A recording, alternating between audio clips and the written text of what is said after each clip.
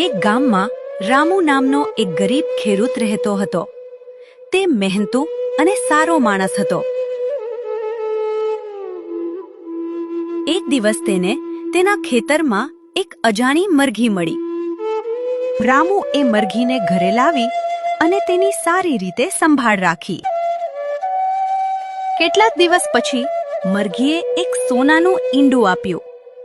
રામુ અને તેની પત્ની ખૂબ ખુશ થઈ ગયા. મરઘી હવે દરરોજ સોનાનું એક ઈંડું આપતી. આમ કરતા કરતા થોડા સમયમાં રામુ ધનિક બની ગયો.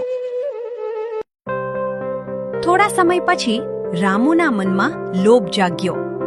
તેણે વિચાર્યું, જો મરઘી રોજ એક ઈંડું આપે છે તો તેના પેટમાં તો ઘણા સોનાના ઈંડા હશે. કેમ ન એક સાથે બધા ઈંડા મેળવી લઉં? લોભમાં આવીને રામુએ મરઘીને મારી નાખી. પરંતુ અંદર એક પણ સોનાનું ઈંડું નહોતું. હવે તેને રોજ મળતું સોનાનું ઈંડું પણ બંધ થઈ ગયું. રામુને પોતાની ભૂલ સમજાઈ, પરંતુ હવે ઘણું મોડું થઈ ગયું હતું.